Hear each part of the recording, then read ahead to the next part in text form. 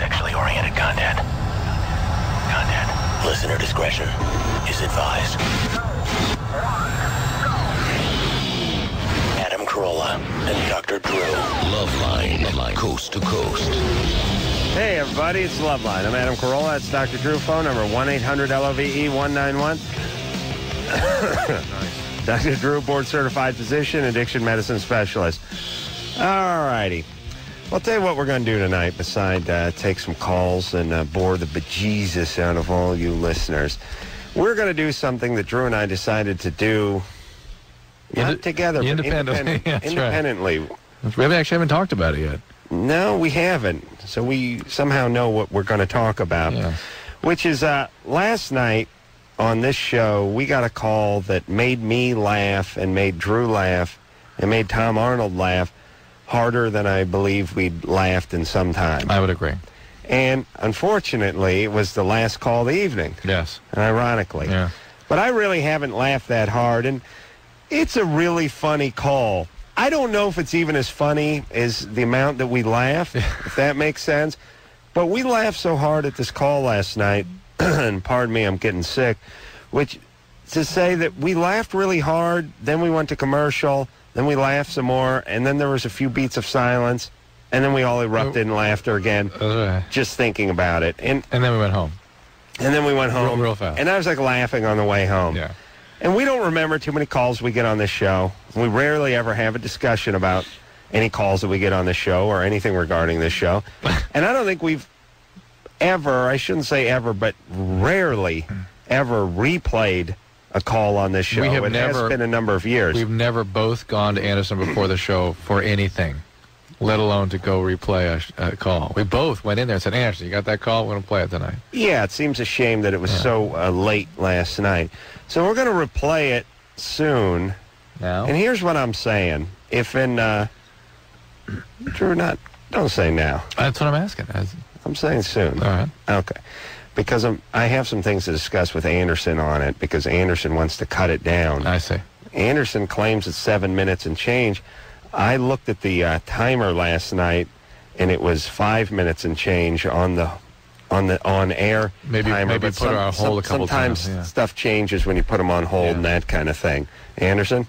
Yeah, you put them on hold and you digress as usual. So it was from the time we went to her, right, and to the time that we stopped laughing and went to break, it was over 7 minutes. All right, now, because of Anderson's as usual line, we'll play the whole thing. Let's do it. I just don't want to leave your mics open because I don't want to do the whole thing. Right. All right. We'll play the whole thing, but I'll tell you what we'll do. We'll take a call first, and we'll play it at about 10 or 15 after. Can you make this caller, whoever it may be, whatever the question might be, say Holocaust somewhere along the line? The next caller? Yeah, or cancer. Do not tip the joke, Anderson, please. And listen, everybody, I rarely say this. I don't have any tapes of this show. I don't care if you guys listen to the show. But for this one call, call your friends. Call your friends. I mean it. We're going to play this in about... no, this is not 15-year-old, jackhole humor. No. This is 20-year-old jackhole humor. 25-year-old jackhole humor. I'm just saying, there's people that are fans of the show, and then there's people that are casual listeners to the show. I want the fans of the show to call everyone they know right now. One call. One of you. Call your buddy. Call your friends. Call your mom. Call your boss. And tell her, or him, or it, is mostly the case on this show, tune into Loveline on whatever station you listen to in your hometown, because in 10 minutes, we're going to play a call that made me laugh harder than any call we've ever had, and we'll not play it again. This would be the call that your parents would actually appreciate. Don't say we're not going to play it again, so we will play it again, and it's so good that I've been thinking about it all day, and I got to talk to you about it, Adam, because I got some golden ideas that you could use. Anderson has ideas. Great idea. Well, how dare you? I miss the Anderson with no ideas. I miss the Anderson where I wasn't sure whether Anderson was his first or last name. 7 minutes, 48 seconds, go. 7:48. Well, now, wait a minute, Anderson. We're not going to play it yet. I know. I'm going to go to the call. Okay, I'm going to let everyone boot up here, and we'll play it in about 5-6 minutes. Sean? Sean? Hello? You're 15? Come on, buddy. Yeah, I am. What's up? I have a question for Dr. Drew. Yes, sir. What do you know about breast lumps? Because I have these lumps underneath my nipples, and I've heard you on a previous show talk about them. They're caused by estrogen. Right. And I was just wondering what if these will affect me physically, like... No, they will probably go away with time. Yeah, but will they... see, I'm kind of a late bloomer. Right. And I was just wondering if these have anything to do with it. I'm almost... It's a puberty thing, It's right? a puberty thing, and the fact that you're having puberty late... means you get the lumps late. Right, the lumps normally come around 13, and for you they're coming on around 15. And that fits your late puberty. And it's, again, the adrenal gland production of certain hormones rather than the testosterone, which is about to follow. Okay. When your testes turn on. This is all normal. It doesn't mean there's anything wrong with you, but it's not estrogen, is it? Yeah, it is. It is? Estrogenic hormones, yeah, absolutely. What's the difference between estrogen and estrogenic hormones? They have estrogen effects. It's essentially estrogen, too. But you said adrenal before. Produced mostly by the adrenal and converted by fat tissue and whatnot. Does the adrenal gland produce something other than adrenaline? Oh, yeah. You don't know that. Yeah, a bunch of things. Really? Yeah. That's like orange juice coming from a cow. Isn't that great?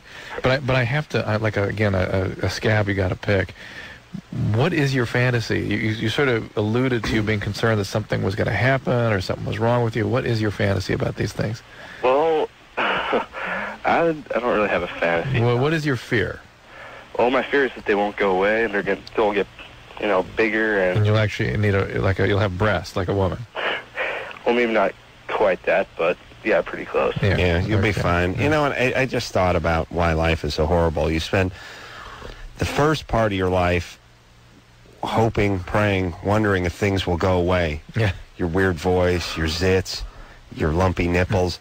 And then you spend the second part of your life hoping stuff doesn't go away. First part, get out of here. Second part, oh, please stay. Please, what's happening? Your memory, your erections. Everything. Everything is slowly going. Everything's going away.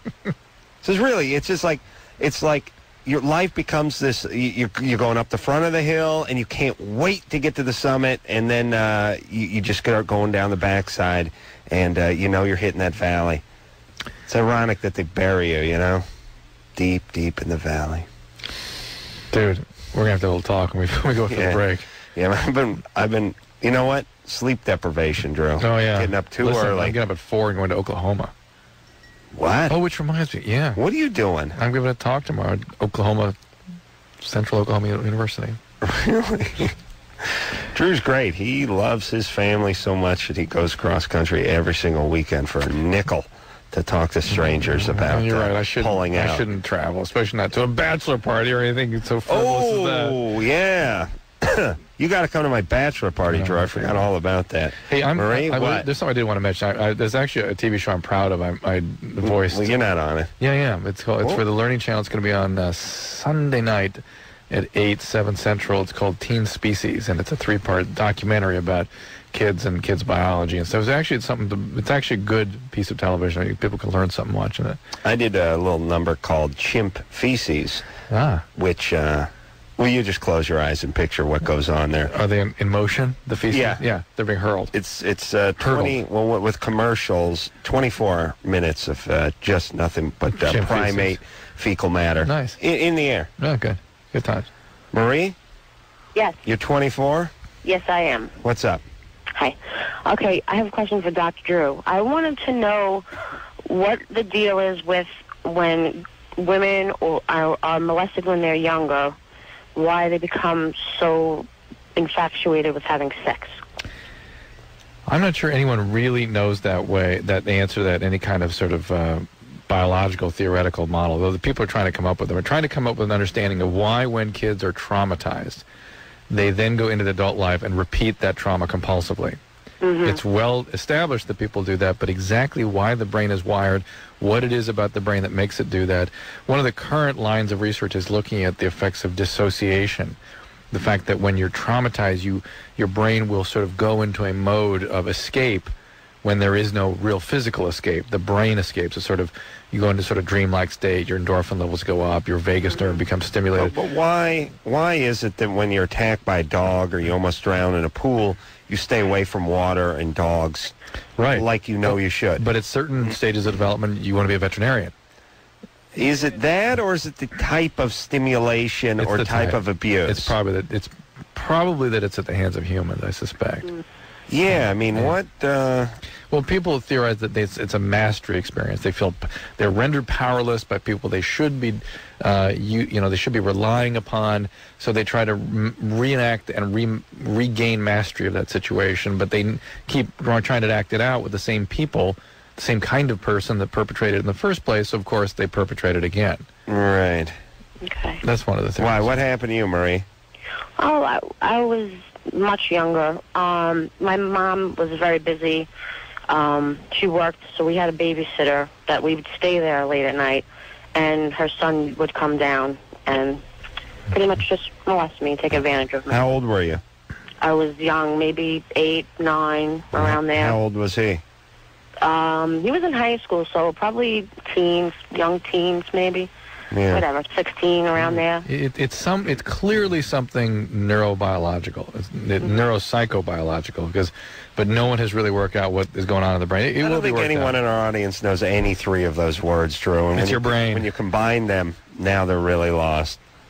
Hey, Marie, Yeah. get some therapy. Yeah, I have. Take care of yourself. Yeah, thanks. Yeah, hey, good times though, right? Yeah, good times, good times. Oh my God! Listen, I feel compelled to give this speech, and then we're going to play last night's last call of the night, which just tickled me pink. Yeah. Drew enjoyed, and I really haven't laughed that hard on this show in quite some time. I really haven't laughed that hard in 5 years, and when I fart, I laugh like that. Yeah, you do. Yeah, I laugh maniacally. But you don't sustain it quite as long as you did last night. Well, it depends how long the fart lasts. Yeah. But yeah.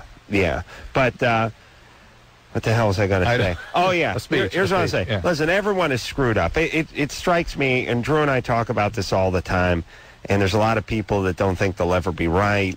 They're not so sure about therapy. They're trying to read books on stuff. They got tampered with. Not necessarily sexually abused, but whatever. We're all products of our parents and our environment growing up.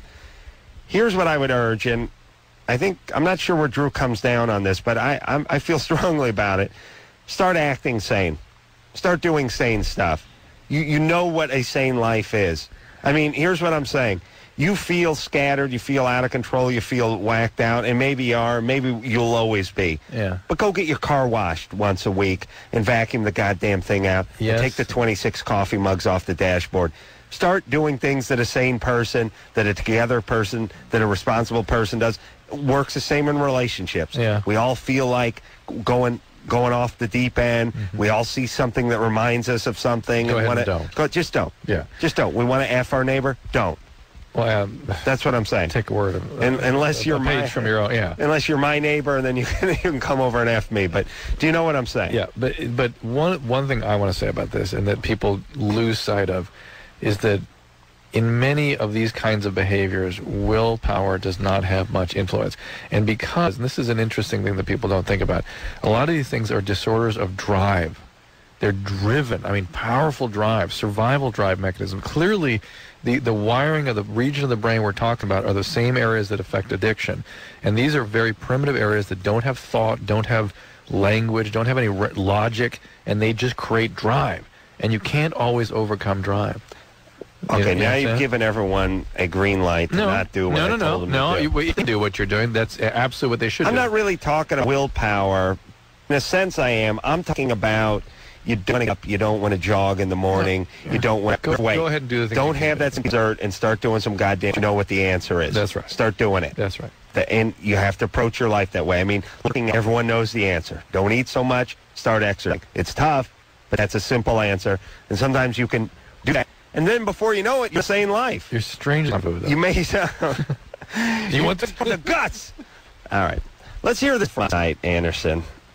The one. Yeah, you're right. Hurrying along now because I realize we're running late for break. But Arnold is our guest. It's the last of the night last night. 20-year-old gal from Ontario, California.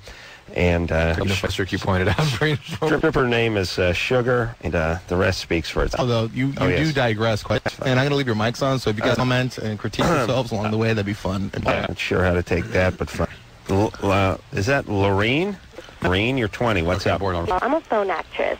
The problem is my callers are coming way too fast, and for me to make any kind of dough, I need to keep a minute caller. Oh my So I God. need my guys. What do guys like to hear on the phone? How Let me get this straight. You do you like Man of La Mancha and stuff over the phone for like Gordon or something like that who couldn't get to the theater, but you're sex talk, huh? Right.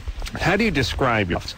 I think they do a little good job sometimes, and then it's like, I'm 5'9", I'm a 38 double D, I have... Oh, no, I keep it real. I say I'm about 5'7", long dark hair, green eyes, 36 feet, 24-inch waist.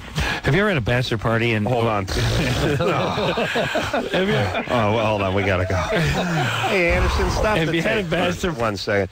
She said, just in case no one got what she... Phone actress. Phone actress, Yeah. which was a little bit... Bizarre. As I listen to it now, didn't make sense, but I hope everyone knows what we're talking about. Yeah. She did phone sex for a living. Right. Thank you. Go ahead, Anderson. party, Continue. and then someone described themselves like, I mean, honestly, over the phone, they said, this woman is this way, and they get to the door, and you feel so bad for them.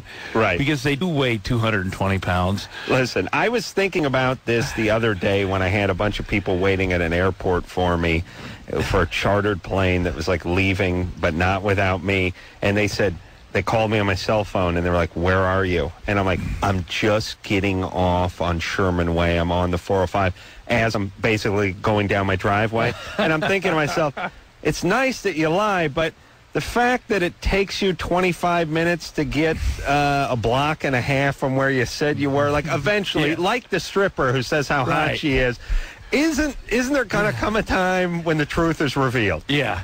Yes, and that's digression, Drew, by the way. That's why you have to sort of... I was following you. Thank you. A little bit, but don't... When you're still in your driveway, say you're down the street, don't say you're coming up. So, Lorene, you describe yourself as... Is that what you are? Yes, I am. Okay, and what do you do? Like, is the talk... You saying the talk is like extra naughty, extra good? Like, talk to Tom. See if you can... Hi. What do you mean? I'm sorry. Hi, Tom here. Talk to me. So what is... Visa or MasterCard? I just want to keep these guys satisfied. Now, Lorene, Tom's your client. I'm your client. Okay, cool. Go ahead. Hi. Hi. Who's this? It's Tom. Hey, Mom. I'm Sugar. How you doing? Good, Sugar. What's going on? Oh, nothing much. Just relaxing a bit on my bed. Yeah? Yeah. Oh, boy. What are you doing? What, do you have the 500 count sheets, the thread count? Yeah. I bet. Silky. What are you wearing? This is Tom's friend, Adam. Yeah, exactly. What are you wearing?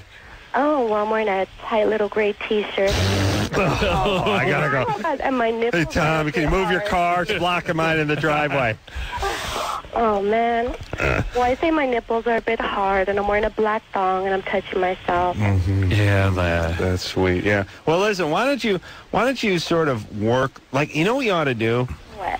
Here's what you ought to do, because you don't want to be too mundane, and you want to be sexual, but maybe if she did it in a sort of subliminal way, she could add a little time, like you go, like, so the guy goes like, favorite sports team? What are you wearing? No, she'll go like, I'm wearing a lacy black teddy Holocaust with a long Hitler camisole, cancer, and just see if you could slide in like cancer, Holocaust, grandparents, and see what you could do. good. And I bet it would add some time. So, the mind works. The mind is very interesting that way, subliminal Drew. phone sex operator. Right. So SNL ought to do that. Right. Yeah. I think they did. That would. They did do it actually. But I think that would work for her. Yeah. All right, let's try that. Let's see, Lorene. Yes. Yeah, All why right, don't you now, try hold on that? a second there, Anderson, for just 1 second. Okay. Now, all sane people know what I just explained to her to do, right? Yes, you did the I'm forgetting the name of the Saturday Night Live actor who did Subliminal Man. He did Subliminal Kevin Man. Nealon. Kevin Nealon. Kevin Nealon, yes. It's a very funny bit. It's not, to be fair to us, not Subliminal Phone Sex Man, yes, but Subliminal Man. And that's what we're asking, for her to toss those horrible things in. To go ahead and be the sex operator, but try to get more time with her clients by throwing in disturbing subliminal messages. Drew, that's the best goddamn piece of radio I've heard you do in 11 years. I love you too, man. All right, so let's see if she rose to the challenge. Here's what you do. I ask you what you're wearing, and somewhere you work in Vietnam very quickly. Very quickly. All right? Okay. All right, here we go. And what are you wearing, Sugar? I'm wearing a nice lace garter with a nice black lace bra. Yeah. How's that? Yeah, Vietnam. It was almost perfect. Where's the Vietnam part? You got, Vietnam. okay, so it's my fault for attempting to communicate with people that I was call the amazed show. that I thought that you had pulled that off with her, and she was like right on it. Yeah. But it was too good to be true. I know. Well, maybe she actually worked it in. We just didn't notice it. Yeah, I noticed my penis take a little dip of her description. Interesting. True. Oh, I'm telling you. All right, I got to try one more time with her. Just Lorraine? Yeah. Okay, let me explain. I have this subliminal suggestion idea. Don't use that word. That's too. I have this quick word thing that's going to hurt the guys' penises, okay? Okay. Now, when you describe what you're wearing, I want you to very quickly work in the word Holocaust. Holocaust? Holocaust. Okay. They're giving you cancer. Do you know what the Holocaust is? No, we don't. Oh, okay. Oh, boy. All right. Oh, boy. All right. That's all right. Hey, by the way, LA Unified Schools District. God bless you guys. You're really subliminal Holocaust. Dude. Okay. Oh, work in You know cancer. what cancer is? So put that. great. All right. Work in the word cancer when you're describing what you're wearing. All right. Oh, most definitely. All right. You ready? Bring. Hi, how you doing? Hi. What's your name? I'm Sugar. Who Sugar. I'm Ace. are you? Hey, Ace. Yeah. What are you wearing? Well, I'm wearing a nice black garter. Just thinking about the Holocaust right now.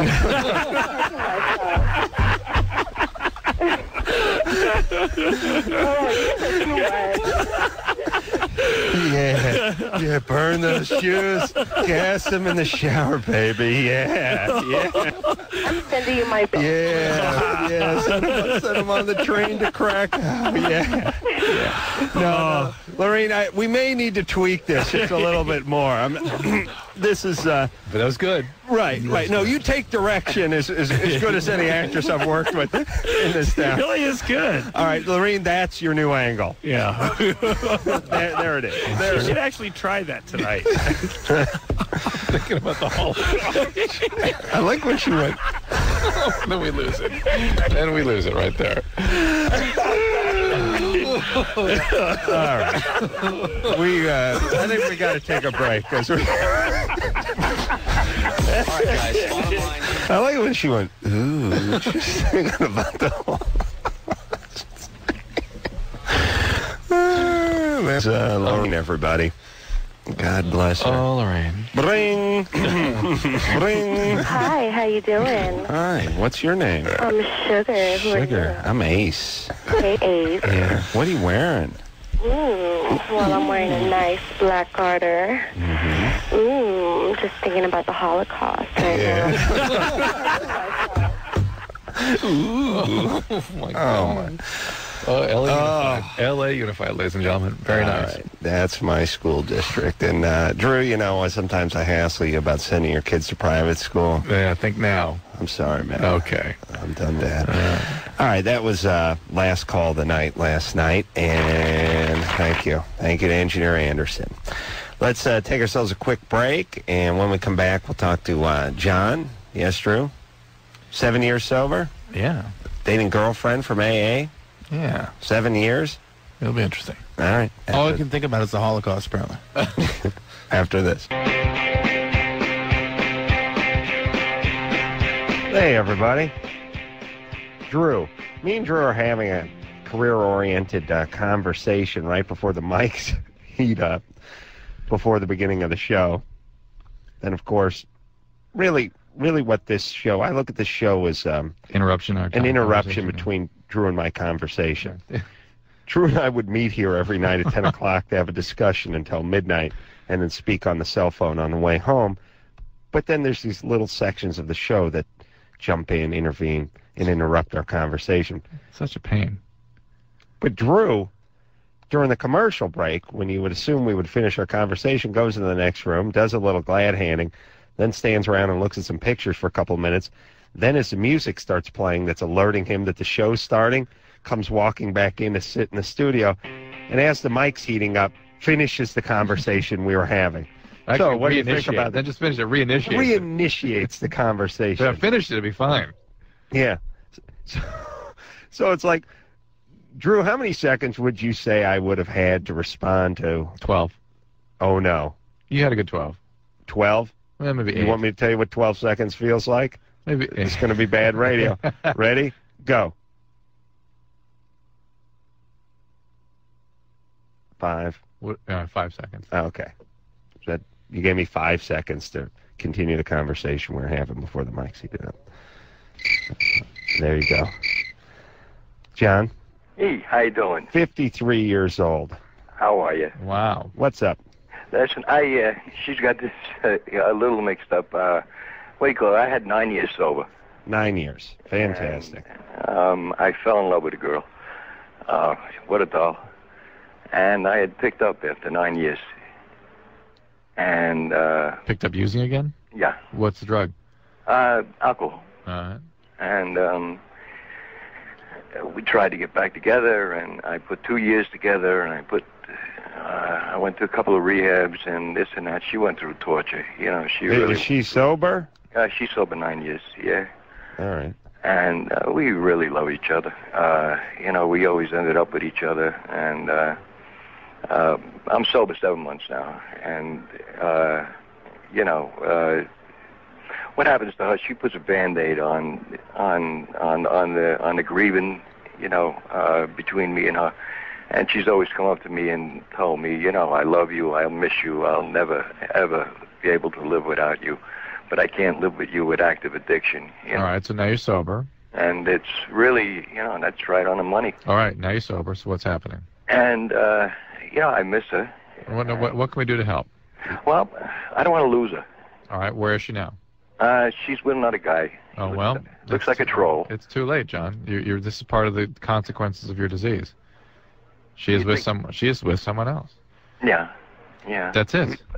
I had this gut feeling that she's going to come back. Well, that's fine if you want to cling to that, but the fact is you got to focus on your sobriety. You shouldn't be engaging in anything new this year anyway. Right. Let your sobriety take hold, work it hard, and... well, what do you mean new? Any new, but this would be a reinitiate. Don't make any change. You don't make change in that first year. You don't end relationships. Don't start new ones. Don't reinitiate old ones. Even if it's warming over some old tang. Even if it's warming over some old tang. Yes, that's in fact the words that ran across my mind. Is that in the book? It's in the book. Yeah, Bill W. would have said that. Yeah, don't warm over old tang. The first 12 months, right? So, but here's the thing too, John. You have a gut feeling she's going to come back. Fine. Either way, whether she comes back or not, you got to be sober. And right? The reality is she has to be part of your disease, a big part of it. She's not getting better, and I suspect she's probably found another alcoholic or addict to sort of work on. And now the reason she is gone is the fact you are actually getting better probably this time. But John, don't build her up too much. You focus on getting sober, right? And then we'll see if your gut, which I'm guessing is sizable. We'll see if that gut is right or not. Well, she doesn't want you as a using addict. She doesn't want you as a sober one either. Nick? Yeah. You're 16? Hey. Bisexual? Yeah. Mm-hmm. I'm just, like, afraid to tell my family about it. Mm-hmm. Because I'm afraid, like, what they say or what they'll think about me. Well, why don't you wait till you're away at college or can support yourself by yourself and then tell them? You go to college, I'll tell your folks. How about it? Yeah. Yeah? I mean, my mom, we've had conversations about it before, just off, like, random conversation. How do those go down? How do those get started? Well, I don't, like, we'd be watching TV or something, and, like, there'd be gay people on it, or, like, bisexuals on it, and we'd just get on the subject, and then... Let me stop you there. Bisexuals aren't portrayed on TV very often. Yeah. In fact, I can't think of a single... No, but you know why? Bisexuals are like mulattoes. They're no good to TV. They're not black. They're not white. But plenty of gay people on TV. They're not gay. They're not straight. It's no good for TV. It's no good when you're creating a drama or even a comedy.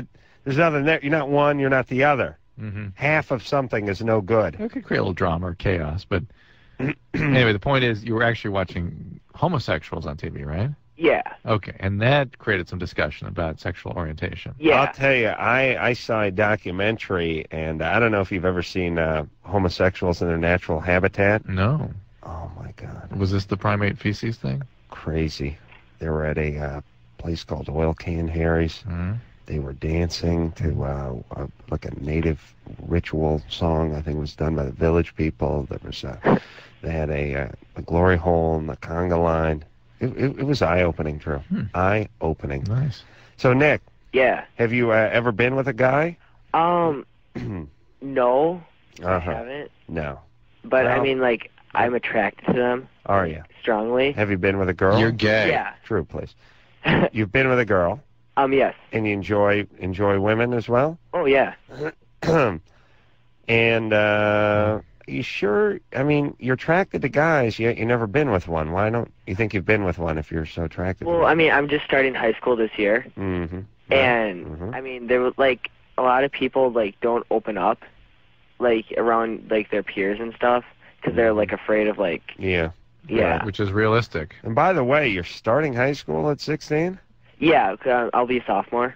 All right. And freshmen are still junior high in my school. When was your birthday? 86. No, what month? November. So you're a year behind? Are you 16 now? I'll be 16 in a couple days. Oh, okay. I mean, in November, I'm sorry. Okay. That's what screwed everything up for us. The screen says 16. Yeah. We thought you were going to be 17, and that would have been terribly old to start high school. Yeah. All right there, buddy boy. Look, don't get into it with your parents. Okay. I know people have this sort of truth is for all nonsense BS, but they don't need to know. The only time it's we not find even really their right to know. The only time we find people standing up at the dinner table under the age of 18 to talk about their sexual orientation is when they have a score to settle. They're angry. Mm-hmm. That's it. That's the only time that happens. Yeah. Otherwise, adolescents don't talk to their parents about their heterosexual experiences either. Look, I don't think you should talk to your parents after your 15th birthday.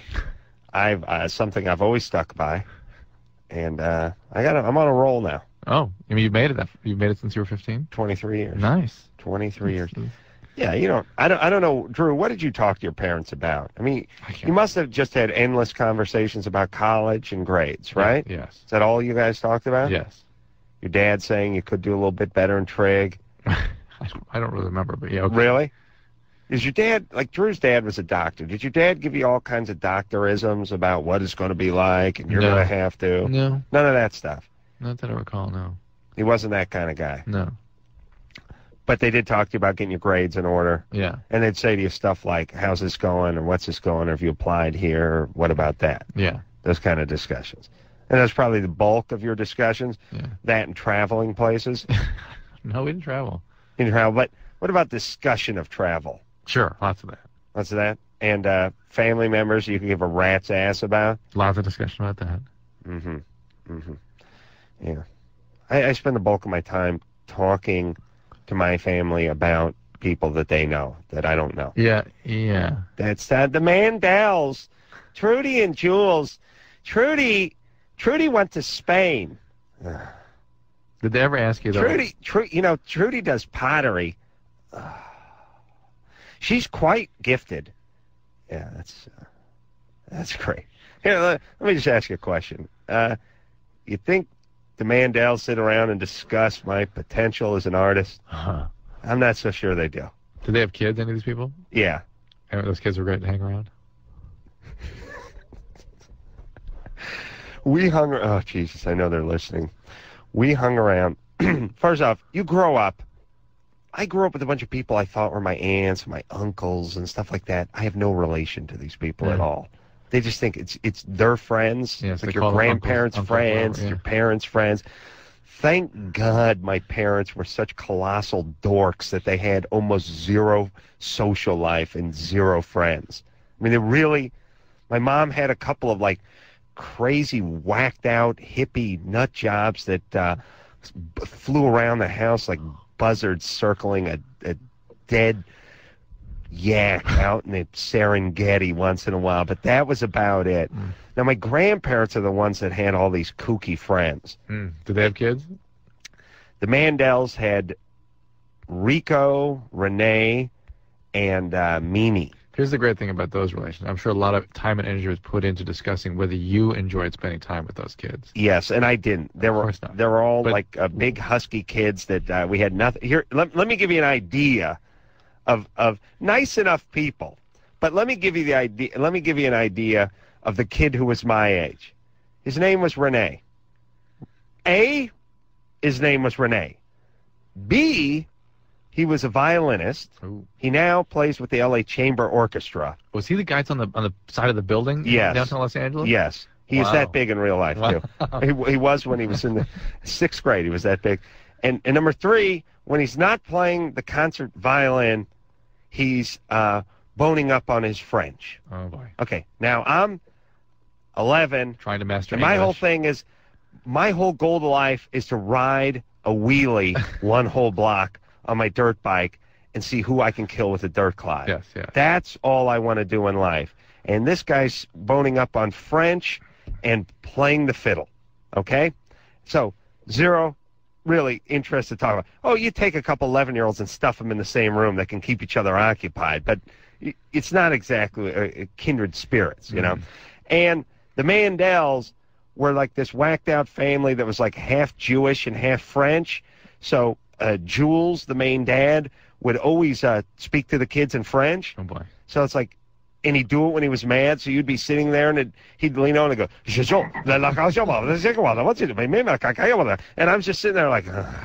And I'm wearing a goddamn yarmulke, because this is what Jews do. Jews force you to wear a yarmulke when you eat at their house, because you'd go over there like, we're going to the Mandels for the Seder. Ugh. Put the yarmulke, but it's a crappy paper yarmulke, and you've got that bad 70s hair, and you don't even know it's on. You end up walking around 2 weeks with a goddamn paper yarmulke on your head. You're just sitting there at the table, and when Jules isn't speaking French, he's speaking Yiddish, you know, and he's doing the Seder, you know, and it's like, I'm 9.5. It's like, oh, Christ, please, give me that goddamn brisket. I'll kill myself with it. I'll shove that, these goofballs.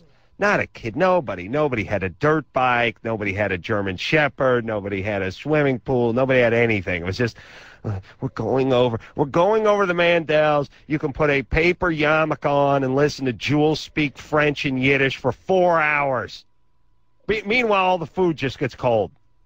You just sit there staring at a steaming piece of brisket and watching it turn to ice while Jules waxes on about Elijah. and the bitter herbs and stuff. I don't even know what the F he was talking about, and no novelty. Yiddish is like a novelty. It's a comedic language. It was actually Hebrew, I suspect. Whatever. Yeah. Okay. Drew, watch. I'll tell you exactly what it sounded like. You start rambling on in French, and I'll do my Hebrew, and I'll tell you exactly. This is what the Seder sounded like. Le français semble...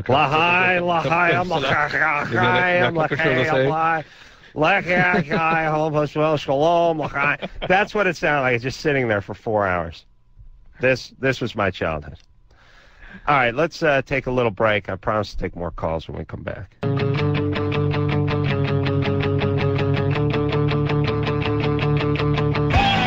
Hey, everybody.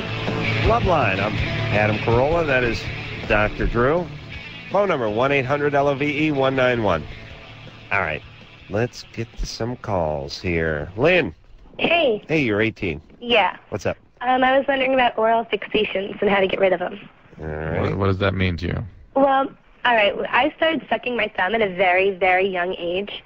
And it, runs in my family. My mom sucks her thumb. My grandma used to. It's just, And as I got older, I started, sucking on lollipops in school all the time. I always had to have something in my mouth. Gum, lollipop, end of a pen, my thumb, anything. And now? Now, I'm, intimidating my boyfriend. He's a little worried, I guess, because anytime we try to fool around, I just go right down there. That's just where I go. I don't want to kiss. I don't want him to really touch me. I'll just go go down on him. And I'll drop by his house to do it because I want to. It's kind of like a craving. Yeah. Uh-huh. So I don't know what to do. Right. I don't. He doesn't like this? No, it's not that he doesn't like it. I guess it's just kind of annoying when I show up at work to bring him lunch and I want to take him in the bathroom and go down on him. You know what I mean? I don't know. I think he's kind of intimidated, and I don't want to do that to him. Let me ask you this, hypothetically, or maybe not hypothetically. Would it be okay with you if you dropped by his work, brought him lunch, and he was eating while you did this? Yeah, why not? Like just sitting down on the toilet, eating a hoagie? No toilet. But if he wanted to eat lunch, I let him he'll be watching TV, and I don't, make him focus on me while I do it all the time. Could he watch TV and eat while you did this? I don't see why not. Ooh. Oh, Adam, relax. You gotta relax. She's in Manhattan. I can fly. You got a sister? No, but I'm actually going to be moving out to California in 2 months. Sweet. Okay, you're not bringing that sandbag with you, are you? No, actually, I don't think so. You need a man who can appreciate you.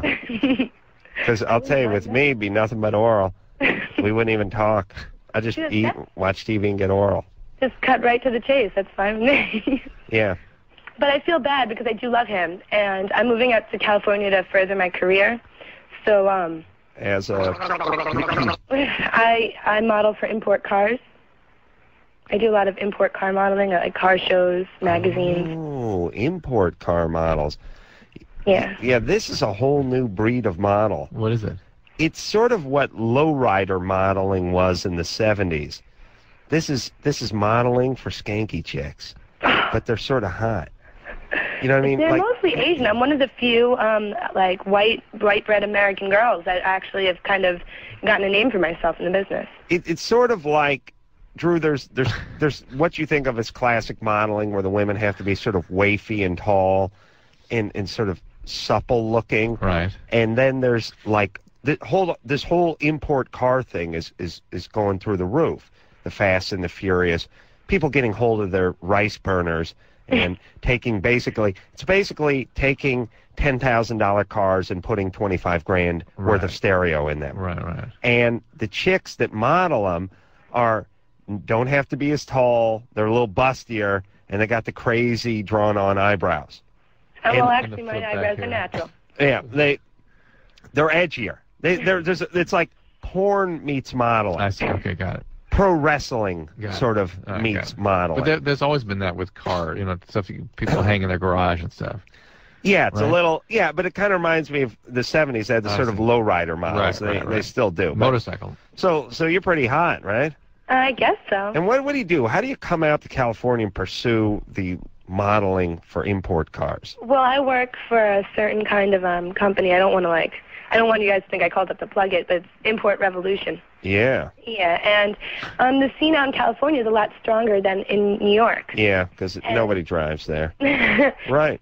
And I can make a lot more money. I'm going to be featured in a couple magazines and a few calendars. Right. So I'd also rather be out there. The weather's a lot nice. All right. And so you're going to bring this guy, or you're going to leave him behind? Well, he wants to stay here, and I'm totally for going to California. And I was like, well, if you want to stay here, I'm not going to do the long distance. Right. All Maybe she can come visit here. Sound like it's breaking up. Yeah, Anderson would like to talk to you, because Anderson is quite the car enthusiast. I saw him putting oil in his radiator the other night. He knows cars. Let me tell you something about Anderson, Lynn. He lives his life a quarter mile at a time. All right? Yeah. Well, Lynn, you're not that in love with this guy. You wouldn't be going anywhere. All right. So that's fine. It's all right with the oral thing. I'm fine. Right. You weren't raped or anything weird? Is there anything Hey, Lynn. connected to it genetically or anything? Yeah, kind of. But what Adam asked you, any trauma growing up? Not at all. Well, my father passed away when I was 8, but I was never molested or touched or anything like that. All right. I grew up in a pretty respectful family. All right. All right, well, thanks. The oral stuff is a form of expression of a kind of an aggressive impulse, an aggression, but it doesn't necessarily mean there's anything wrong with it. I'll tell you, this Lynn, between her love of oral sex and cars, in her ins in the automotive industry. Adam, this is your woman. This is it. Yeah. They're not good, and she must have what do you call it, a rack? She must. Yeah. She's like she's one of these chicks who puts on like the stripper pumps, hot pants, and holds a nitrous bottle and smiles, and they put it in a Jap car rice burner, like weekly and stuff. I don't like all those cars because they're all front-wheel drive, though. It's weird. Kevin? Yeah? So You're 13? Time's up. Right? Yeah, I see that. You're 13? Yep. You're, I don't want to talk to Kevin then. You want to buy TiVo? Yeah. Yeah, all right, go ahead and get the TiVo. How much is it, though? You're 13, buddy. Yeah. When I was Whatever. when I was 13, I was dreaming about something called 8-track. TiVo, that's too much entertainment for you. Yeah, but I like that kind of stuff. Yeah, I know, but you'll burn yourself out. Where do you go? No, where do you go from there? I meant metaphorically. Where do you go from TiVo? Who's going to tell you? I go to my buddy's house. Sometimes I go to the water park. Oh. All right. No TiVo before. I think you should be 18 before you get TiVo. Yeah. They should do that. Not good for your brain. I mean, they do this with booze and cigarettes and what have you. Sure. Why not? You can make an argument against, DVDs and TiVo and video games, right? Absolutely. All right, we'll take a break. We'll be right back.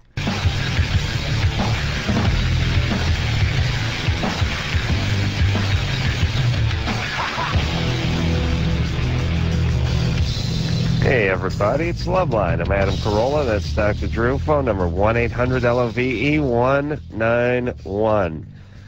All right, Drew. All right. Let's go to the phones there, buddy. All right, buddy, let's go. Hey, buddy.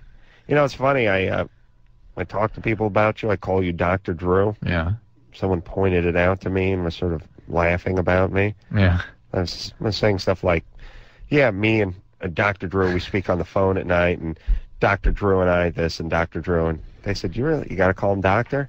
Can't call him Drew? When I call you the Man Show, I go, hey, it's Drew. Like, who's calling?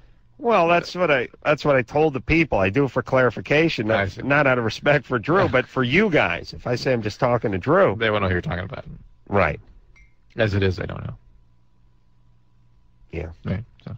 I'll tell you okay. What? My dad. Yeah. My dad, my friend Ray, has a friend named Drew. Yeah. Who I've met 2 or 3 times. And my dad has met 2 or 3 times. And one time when I was speaking about you, I said, I don't know, they want me and Drew to do some morning radio, but I don't know, Drew said that we had to sit it out, and I think we're going to do this. Drew and I are going to do a speaking engagement, whatever.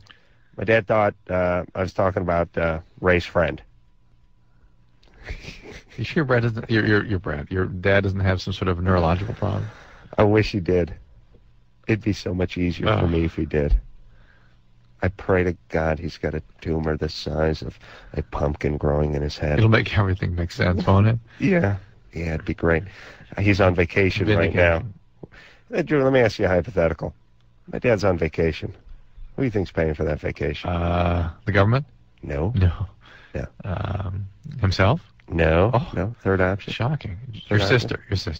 Ooh, close, but no. Adam Carolla. That's right. Oh, That's right. Shocking. Yeah. I guess it's the least I could do. The least I could do for that man. Summer? Hello? You're 20? Yeah. Yes. When he's done with this vacation, I will have spent more on him in this one vacation than he spent from 8 years old to the time stepmom kicked me out of the house. Summer? Yeah? What's up there? My roommate, he's like my best friend too. Mm-hmm. And I accidentally had sex with him like a month ago. How does one accident? He tripped and fell and his penis fell in your... No. You've seen that Reese's peanut butter cup commercial? You got vagina on my penis? No, you got penis in my vagina. Well, both, I guess. But now he's like not even talking to me. Well, and he's not angry. He's just kind of freaked out. I don't know. It's been like a month, and it's just like, it was kind of like no strings attached sex, He's been like my best friend since like elementary school, Mm-hmm. And now we're both in college and working and stuff, and it's like, I don't want to lose my best friend, and I don't want to lose my roommate. It's really hard to find a good roommate. No, I don't believe any of it. And I love him to death, but... Yes, you do. No, you're right about the love part. You like this guy. Oh, I love him to death. No. You love him. You like him. You like him. You got a crush on this guy. No, I don't. I mean, Yes. I find him attractive, but he's almost... Well, I don't want to get all incestuous and say he's like a brother, but... Well, you're attracted to him. You love him to death, and you had sex with him. He's a great guy and a great roommate. Why well, we were drinking. You're into this guy. I'm telling you, you're into him. Okay? Okay. Thank you. Thank you. Thank you. You broke her down, Adam. Way to go. Thank you. Now, here's what's going on. The reason he's not talking to you is because he knows you're into him. And he's not into you that way. And he doesn't want this thing to move forward. He doesn't want to hurt your feelings, and he doesn't want you to get the wrong idea.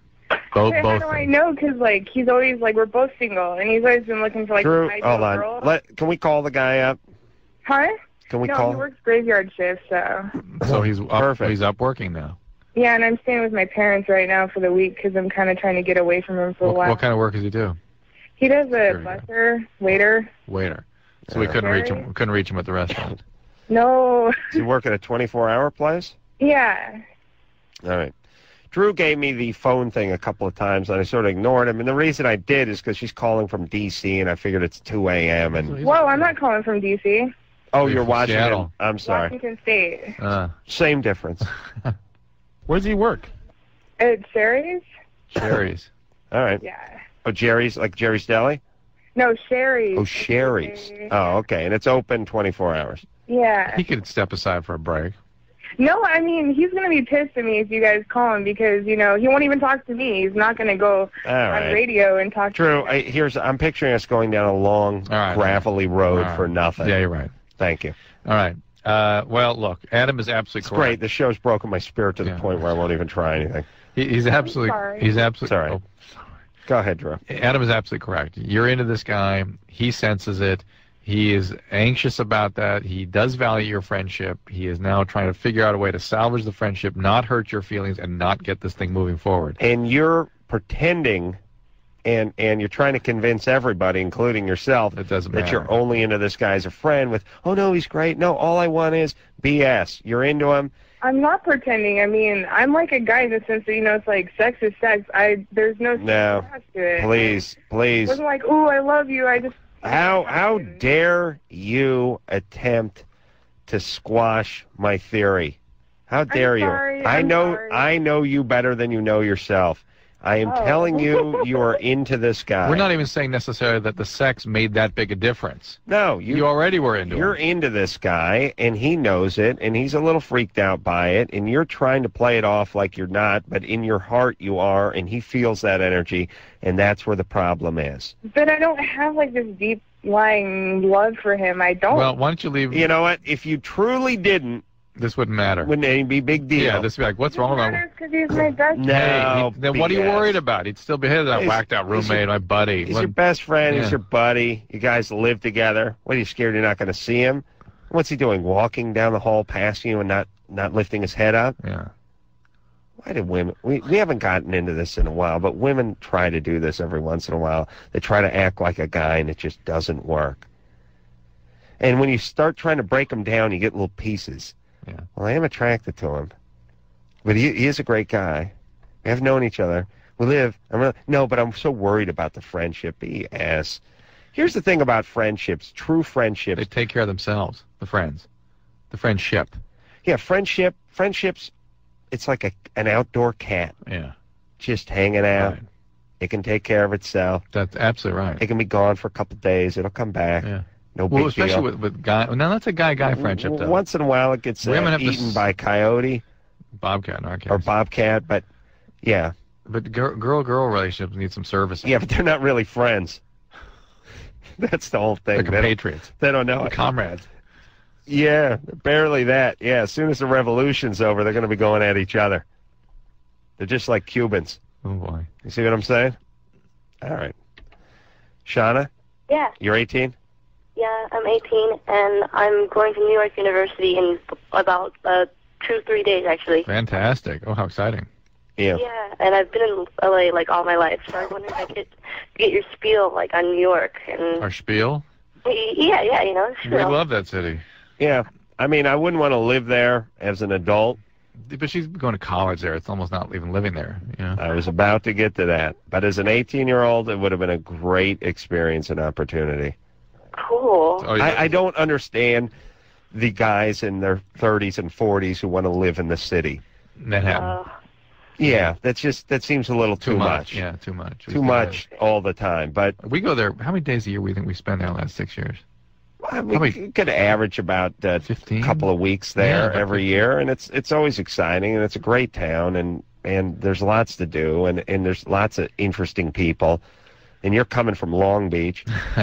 And Long Beach doesn't really have any personality except for gangbangers and troublemakers. And a race every year. Yeah.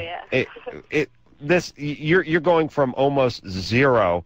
And listen, don't anyone call up and try to defend Long Beach. I've been to Long Beach 1,000 times. It's a big, fat cultural zero. Lived there for the last 3 years. To a place. Anderson lives there. Anderson thinks it's great, so you know it sucks. Go Anderson. Oh, sorry. Oh, Shauna, I went to college in the East, and it's a little bit of a shock for California, just to prepare for that.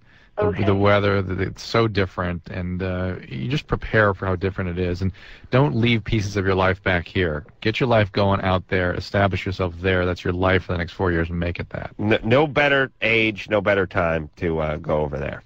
So you're fine, baby. This is a golden opportunity. And we'll still be there. We're there in the middle of the night. So you can still listen to Can it. you get K-Rock over there? No, well, it's on WNEW, right? Okay. I don't know. It's on, I think it's on, our show's on at 11 over there. Yeah. Okay. I think. Okay. All right, so we'll be there. Hi, great. All right, baby. Good times. Good times. Hi, good times. All right. Actually, I'm going there next week. Yeah. Yeah. That was nice, Drew. Kimberly. Hello? You're 18? Yes, I am. What's up? I have, it's either a pimple or a cyst from my ear, like where my ear connects to my head. Behind? Like behind the ear? No, like, I guess where the earlobe connects to the head. So down, right, with, like right here, the crease where the earlobe. Yeah. All right. And I've had cysts before. Yeah. And so, I mean, but I've had also pimples like this before, so. Yeah, those are pretty nasty. Hot compresses in the meantime. Sometimes some antibiotics, ointment, What's a hot compress do? It increases the flow of inflammatory cells into and out of that area so they can clean up the debris, and bacteria don't like the hot. Yeah. So. I thought bacteria does like the hot. Really not. Well, Some put it do. this way. Well, why do you boil things and autoclave things? Yeah, well, it doesn't like extreme hot, but certainly there's more crap under the garbage can in the summer than there is in the winter. More crap. Well, you know what I'm saying. That's stuff that's stewing, though. That's that's organic material cooking. That's what I'm saying. It's like during the summer, it's like one big crock pot outside. Nice. Big old stuff growing and hanging and jumping and moving and squirming. How come we have not had a very, very positive reaction to the recent weather, you and I? We have weather. I know, it's nice. We should, Drew. We normally flip out. We're so happy when this weather hits. I can't. I'm not reacting to it the normal way for some reason. You're jaded, man. No, you know I don't trust it. I'm waiting for the heat to come. It's going to happen. Well, I'll tell you, they give you the 5-day forecast, but I don't listen. You know why? Because I live my life a quarter mile at a time. You know what I'm saying? I got it. Right. I'm not sure how many days in advance a quarter mile is, but I'm guessing it's just maybe just a few minutes, actually. See what I'm saying, man? I see. So I live my life. Nathan? Yes. You're 21? Yes. What's up? Hey, I can never seem to get a hard-on every time I'm about to have sex. Mm-hmm.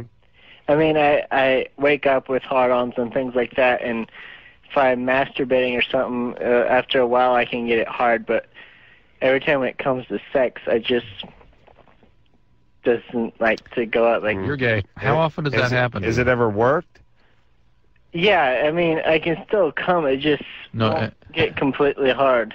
So you've been able to actually have sex and penetrate? Yes. Does that something happens frequently for you? No. I mean, no. How many times have you had a failure? Well, I've only had sex like 4 times. Well, tried 4 times, and once is like the only time I really succeeded. Because okay. What's up? Are you on any medication? I am not. What do you do for a living? I work at a car lot. Car lot? Yeah. What do you do, wash the cars? Yeah, pretty much. Oh, that's the lowest man on the car lot totem pole. I know. Do you have any medical problems? I do not. That's gotta suck. And you're in Phoenix? Oh my God! Oh, is it an indoor car lot? No, it's outside. Oh. You're just walking around, 122 degrees. Yeah, it's not fun. Being baked by the sun and waiting to die. That's all. I look at everyone living in Phoenix as just waiting to die. Yeah, it's a good place to go. Tucson, I Wait to die on him. Tucson, I look is already dead. Phoenix is waiting to die. And you just go around and wash the same car over and over again, right? Yeah, pretty much. What kind of dealership? Toyota. Toyota? Yeah. All right. Yeah, it's not Hyundai. It's not Mercedes. You're right in the middle there, buddy. Uh-huh. Right where you belong at this age. All right, is anything wrong with you physically? No, I mean, no. I've been like healthy my whole life. Did he say he had an... well, how do you look? How do I look? Yeah, you nice-looking guy? Yeah. You ever... so, did you say he had an old lady, Drew? No, I said it's had sex 4 times. Yeah. How about getting a girlfriend and working it all out? Okay. Could you do that? That's what you need, Nathan. Right. A relationship where if it doesn't work, somebody can still kind of reduce your anxiety and support you and be with you. And so you get to the point where things are starting to work on their own.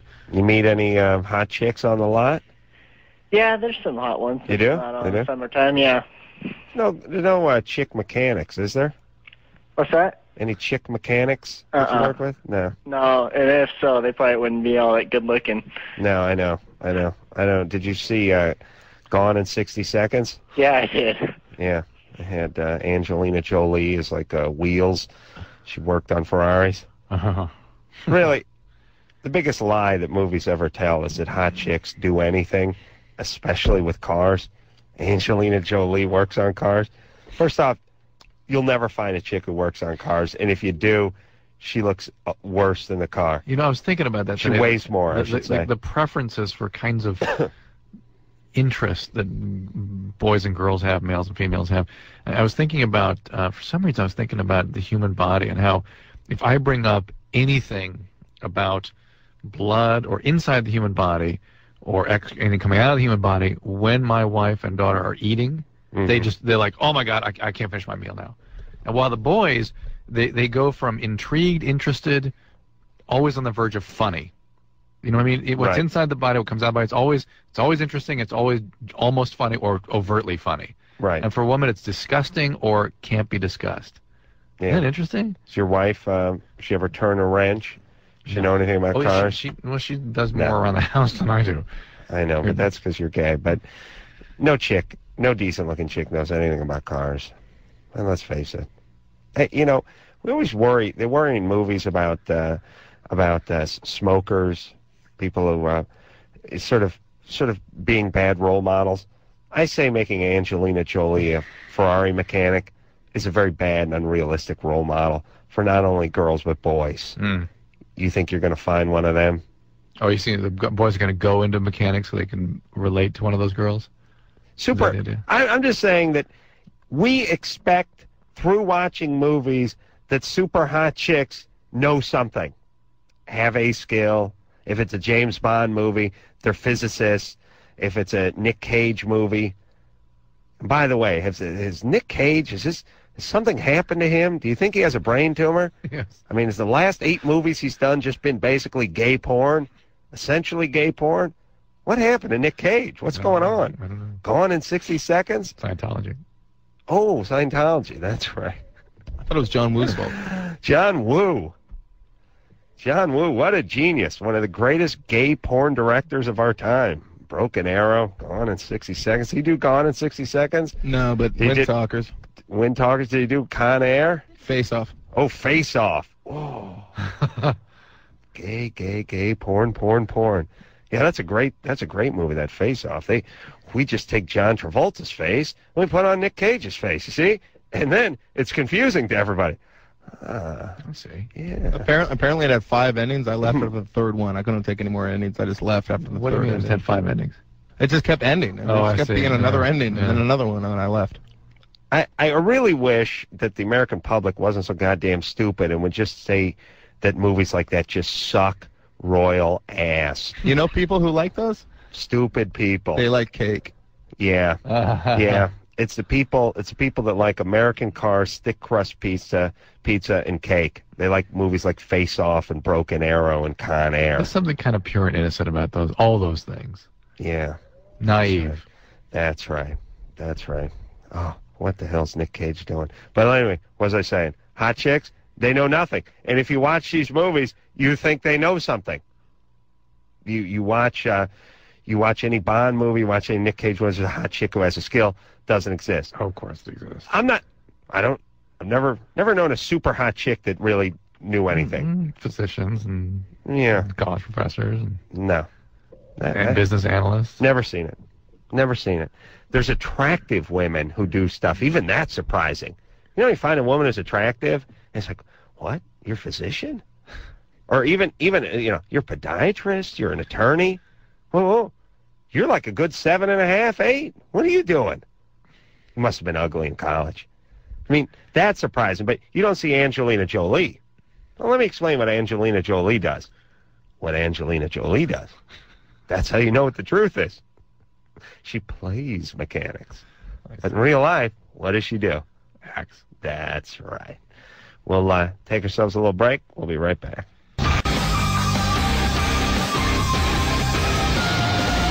Hey, everybody. Loveline. I'm Adam. That's Dr. Drew. Let's hop back on the phones. What do you say there, Drew? Let's go. All right. Dylan? Hey. Hey, you're 16. Yep. What's Adam, on the movie thing, you just got to stick with Killer Clowns from Outer Space. Yeah. Great movie. Yeah, it's scary, that movie, though. Yeah. Yeah. All right, here we go. Scary, bad. Dylan. After me and my girlfriend have sex, all the sperm and everything come back out. Yeah, well, not all of it does. I'd say a large part of it does. Yeah, what do? Weigh it before it goes in?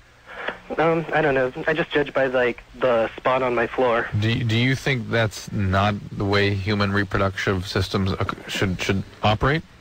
Well, I was just wondering why it all came back out. Well, what do you think? You're humping a shop vac?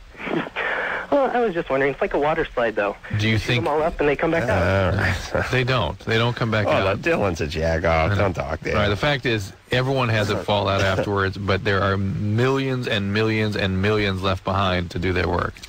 That's why if you're a class act like me, you toss your bitch a tube sock. That's my move.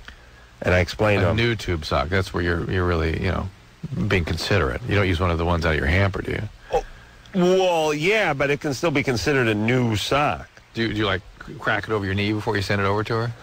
Yeah, what I'll usually do is I'll take the tube sock and I'll slide the nightstand over to the edge of the windowsill. They're about the same height. Right. Slide it over so it's about 14, 16-inch apart. Tube socks, like 18 inches. And I'll set it there like a plank. Yeah. And then I'll drop an elbow on it. Right. That's a kind of a wrestling move. Yeah. I'll get up on the bed, do a couple of bounces, come flying down. A ki in the air, drop the elbow on it, snap it in half. That's good. And now once in a while it breaks clean. Then I got those little tennis socks. it actually snapped clean all the way through, not just break and hinge. Tom? Yes. You're 27? 27. What's up?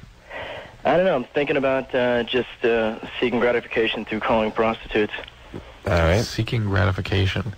You're going to call them and have them come over? Yeah. I mean, I've done it twice, but I've had a dry spell for a few months. Before that, there was a dry spell for a few months before that. And it just seems like too much, just way too much effort. I don't know, just meeting girls and, just... By the way, how many successive dry spells can you put together before it just becomes one big dry spell? Yeah. I mean, but I kind of like your strategy. I wish I should have used that when I was young. I was like, well, I had a 6-month dry spell, and then I had a 6-monther before that, and then a 6-monther, actually all the way back to high school. Did you ever consider maybe that you're going about things the wrong way? No. Well, I don't know. I mean, I've had 3 pretty long relationships. I mean, of course, I think every guy's looking for a long relationship. Everyone's looking for love. But I mean, sometimes it's a testosterone thing, and you just don't want to go through all the effort of trying to meet a chick. And how much are these prostitutes? I don't know. I mean, I guess about $150 probably. Where'd you meet the other two? You did it 2 times. Huh? About 150. Where did you meet the other two? In New York. New York. Where? Where? I don't just do like a Village Voice or some periodical. All right. And you've moved out to Los Angeles? Uh-huh. And you want to get some other prostitutes? I don't know. I'm thinking about it. Aren't you worried about the legal aspects of this? What do you mean legal? Legal. Why, do you guys ever have prostitutes? It's illegal. Yeah. Yeah, Drew and I have a couple under the console right now. Wow. Ooh, he scares me. Yeah. Tom, you're freaking me out, buddy. What'd you come out to L.A. to do? Oh, come on. What does everyone come out to L.A. to do? Act? Mm-hmm. Oh, no. Oh, such a disaster. Please don't turn out like Nicolas Cage. Do Face Off, too. All right. Look, Tom, why don't you find a relationship? Oh, I'm looking. Don't think I'm looking. All right. Well, it's easier said than done, though. In the meantime, if you want a prostitute, fine. I don't, put a condom on and pay well, I up. gotta say, yeah, what about the health aspect? What about just lap dances or something? Put a condom on and pay. Ugh. Huh? Yeah. No, I mean, there's a health thing, you know? I mean, that's well, listen, go. That's the main thing I'm worried about, really. All right, well, listen, go to one of those Oriental massage places and get, like, a happy release. Yeah. Why not? It's not to say I could do that myself. Well, you can do everything yourself. You know what I mean? When it breaks down. I mean, look, you want something coming out of your penis other than urine for a change.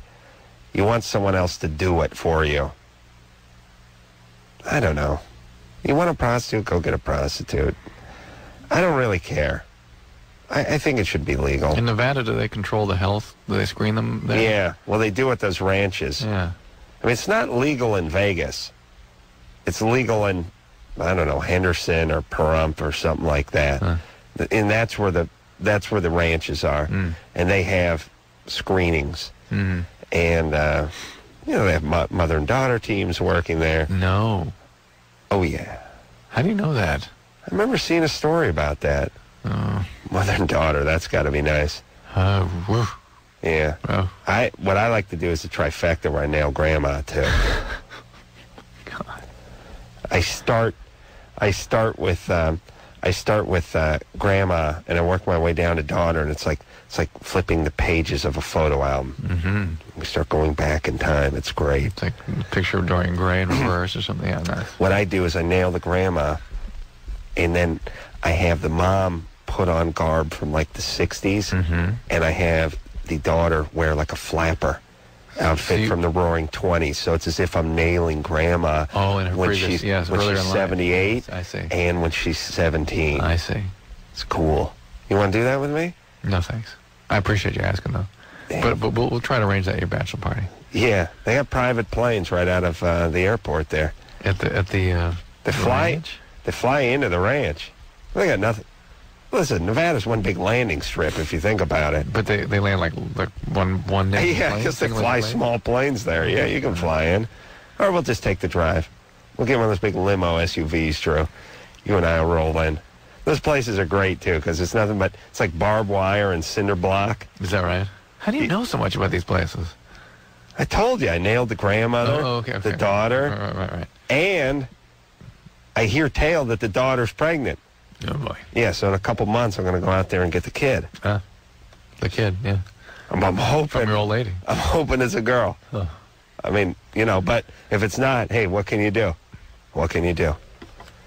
Eileen? Yes. You're 20? Yes. What's up? I have like a little problem. It's kind of weird. I've been seeing my boyfriend for 2.5 years, and we've been having sex for about 2 years. And I was a virgin, and he wasn't. And for some reason, it just kind of makes me feel weird that even though I've been with him this long, that he has had sex with somebody else.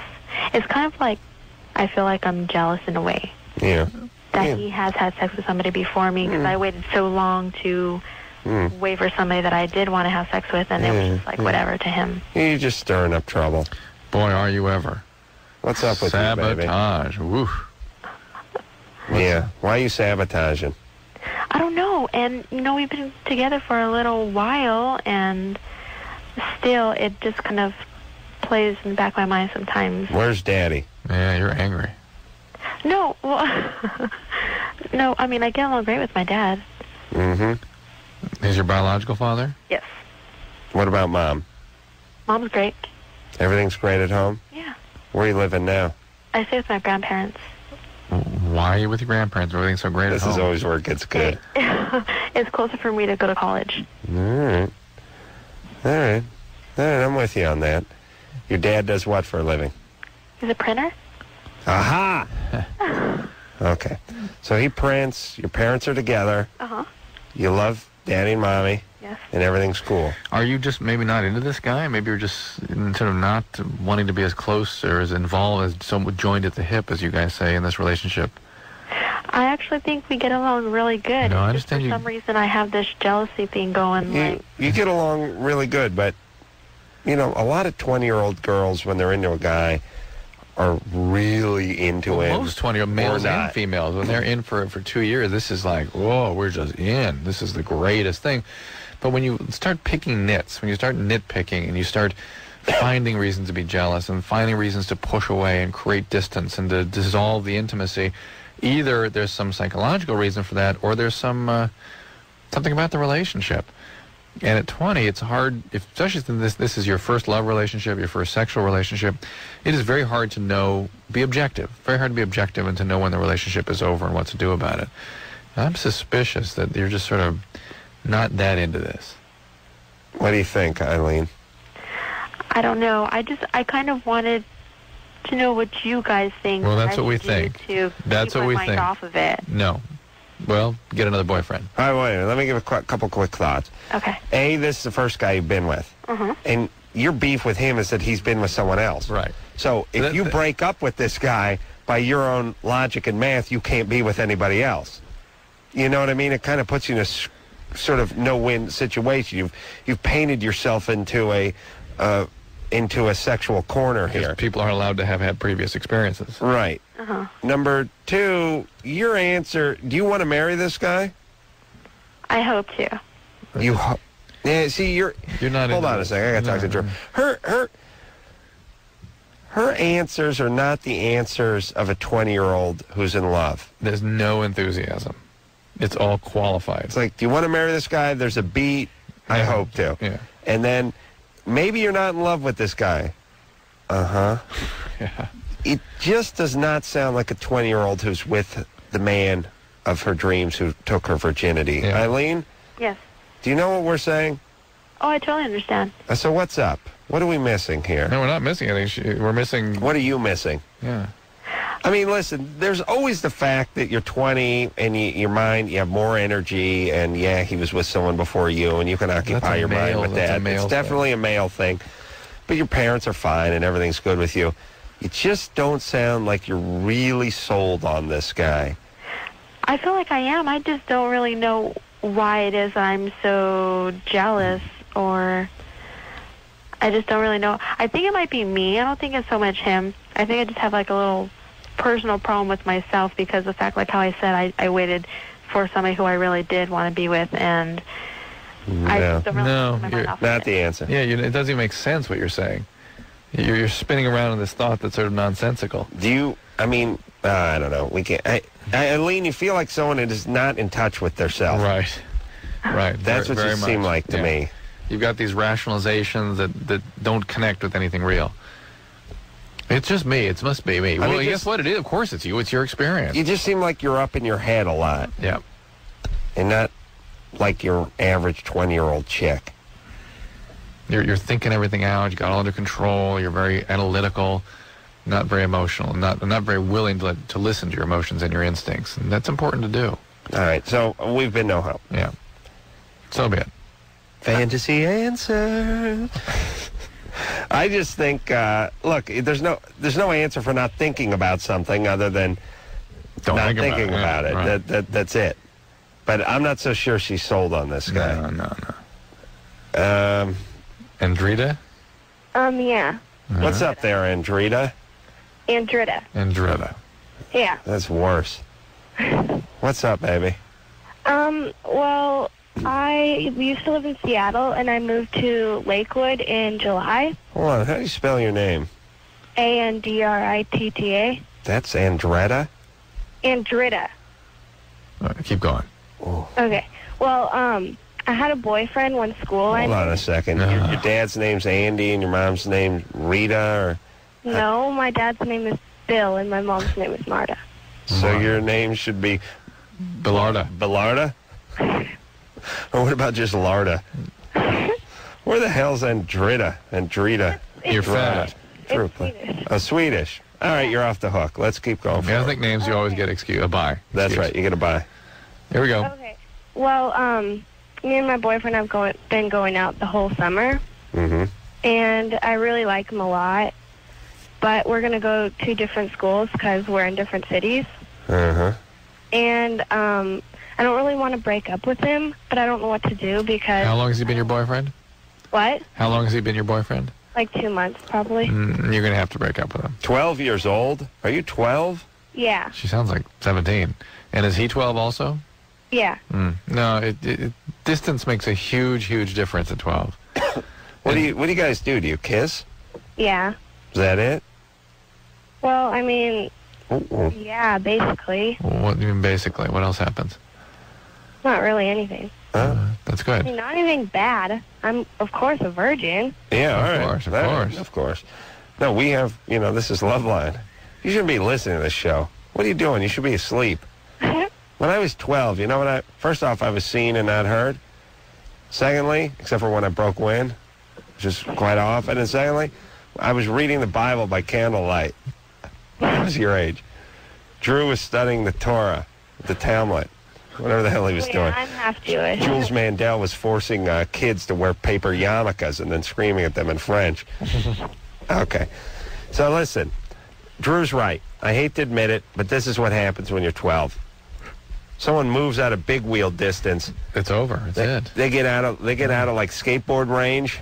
Or summer vacation ends and you go home to your respective homes. Think about the friends. Like I had friends from the football team that, like the Pop Warner football team. Well, my parents were so goddamn lazy and thought that driving basically, if they drove anything further than, let's say, they had like about a 3-mile radius. Like my mom, as far as driving me, had about the radius around my house that like a field mouse has. Whatever that range is, 150 feet, 180 feet. That was about it. You could, here it was a catch-22. She would only drive you places you could walk, crawl even, or hit with a rock from your front yard. Everything else was monumental to my mother. And so any friend that lived, even like I lived in North Hollywood, if they lived 8 miles away, it was like done. Couldn't be a friend. Couldn't be friends. That was it. Yeah. So if a friend moved, and like if a friend moved to the next town or something, forget about it. Over. That's what this is going to be. 12, it's supposed to be that way. Mm-hmm. Otherwise it becomes torture. You know, spending your whole childhood trying to figure out ways to see someone you never see. That's right. Won't work. Yeah. It's a relation I had with Santa and the Easter Bunny, by the way. That's why it brings a tear to my eye. Because they never came and visited. That's true. I'll take a little break. What did Hanukkah have? Anyone visit? No. Who dropped Elijah. Did Elijah? No. He never came. No. You just put that chair out for him, right? Chair and glass of wine, yeah. All right. We'll take a little break. We'll be back. Hey, yo, Loveline. I'm Adam. That's Drew. Let's get back to the phones, Drew. Let's go. Rick? Yes, how you guys doing? 29, dandy, buddy. What can we do you for tonight? Oh, well, first off, you haven't even mentioned your high school reunion coming up. My high school reunion is coming up on Saturday. How does Rick know about this? I don't know. I mentioned it a time or two. You're going to go to it? Yeah. I know one of the organizers. That's oh, are you? Yes. Well, no, I'm not involved, but one of my friends is one of the organizers. Where's it going to be? Universal. Oh, okay. I don't care if people show up. Oh, I want to go. I want to see this. Let me ask you guys this for a second. They asked me to host something, and I just said, no disrespect, but I really don't want to do that. I don't want to come back as the guy who's the host guy. I just like to meet, old people and, light a cigar with some $50 bills, do a rail of Coke, bang a couple of cheerleaders who are now fat, and hop back in the stretch SUV. I've got to see get this. out of there. I have to see. These people are all, I've got to get the vibe. I got to see who these people are. They're just stupid people from I've the valley. got to come. You've got to tell me where this is. Oh, Saturday. It's this Saturday. Yeah. All right, anyway. All right, here's the scoop. This is the thing that's kind of freaking me out. My girlfriend of a year and a couple of months, her brother just came in town for just the last 2 days. He's leaving back to Chicago tomorrow. And he rented a hotel with his wife literally 2 blocks away from where she lives. So it's not like they're too far away. But she is actually spending the last 2 nights in the hotel with them, sleeping in between her brother and sister-in-law, kind of like 3 in a row. How old is she? She's 27. And how old are the couple? Her brother's 39. And I would imagine the wife would also be, somewhere bizarre. right there. Well, here's the one thing that only throws me. She does see him a couple times a year. She flies to Chicago. The only thing that I can kind of see is her father, or their father, passed away when she was younger. So I'm thinking, is this kind of like her father that she didn't have? And he's 10 years older than she is. 12 years. 12 years older. Yeah, that is undoubtedly the kind of thing that went on for her. This is very weird. But that's what I'm figuring. Even if it were, let's say it was her father, that she was sleeping between her father and mother at age 29, that would be bizarre, inappropriate, horrible boundaries. And yeah, it's not. She's not. You know what? She's not a dumb person. She's extremely bright.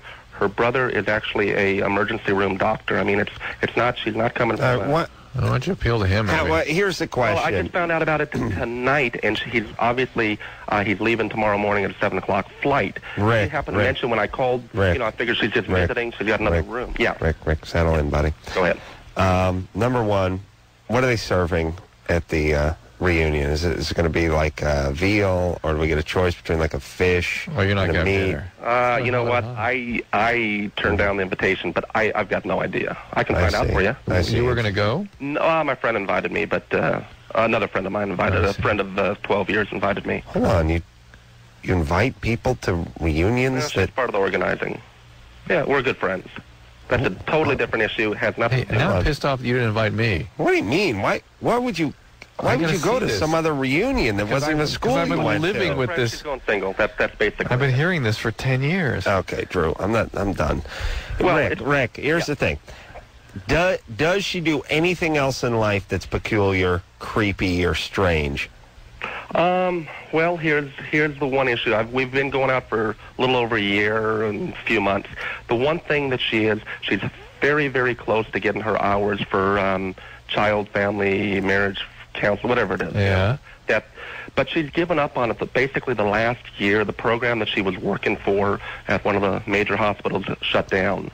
And for the last year or so, she's basically just been a nanny to her niece, to her other brother's child.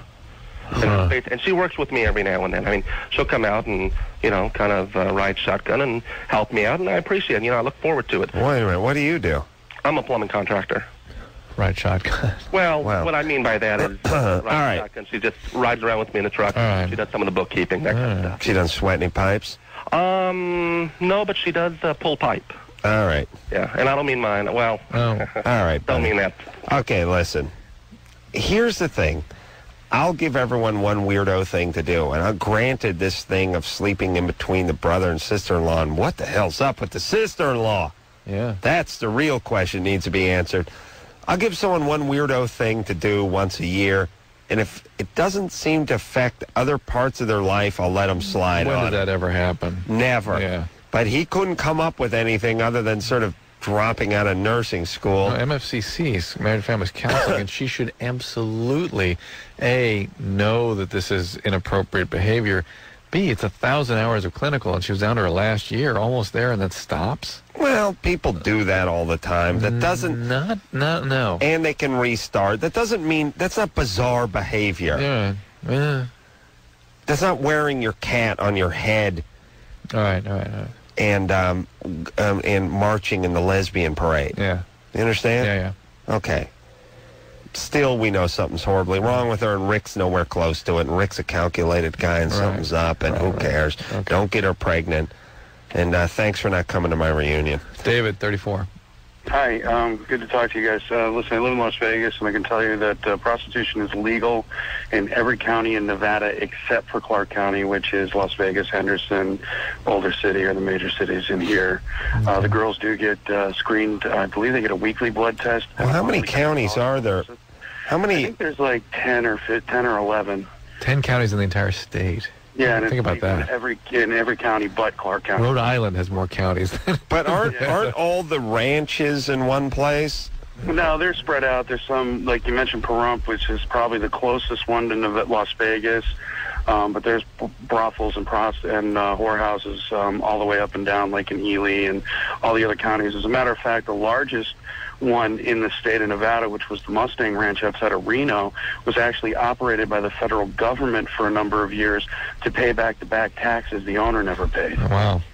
All right. That's beautiful. Yeah, it's nice. David, we got a few seconds left here. What's going on?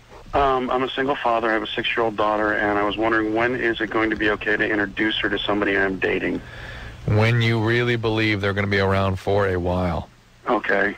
That's otherwise I would not involve her in those relationships. I haven't yet, but I haven't really found anybody I've been very serious about. And she will, it would be very helpful to her to have some female relationships that are, again... My in-laws, my wife's parents, have been very involved in her life since the day she was born. Right. The people... My wife's cousin moved in with us while she's going to college, so she does have a lot of female. All right, that's what's important. Don't involve her in your relationships till they're going to be a part of her life permanently. All right, we'll be back. All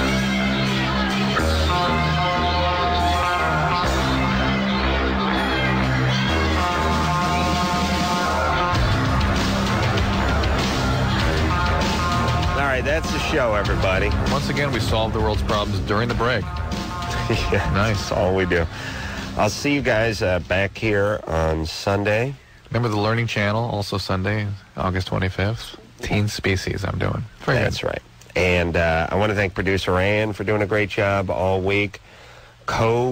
Junior producer Lauren. For doing a great job and talking to me about Tori Amos. Endlessly. I want to thank Brian for doing a great job on the phones, the coffee, and the water. Tara, don't call me Tara, goddammit, for doing a great job on the phones and the water and the sometimes coffee.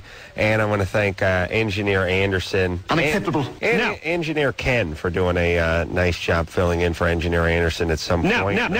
I'm not sure when he left and Anderson came in, but Anderson's back, and that's what we should all be thankful for. So, until next time, this is Adam Carolla for Dr. Drew. I'm getting sick, Drew. Yeah. Saying mahalo. Seen that Reese's peanut butter cup commercial? You got vagina on my penis? No, you got penis in my vagina.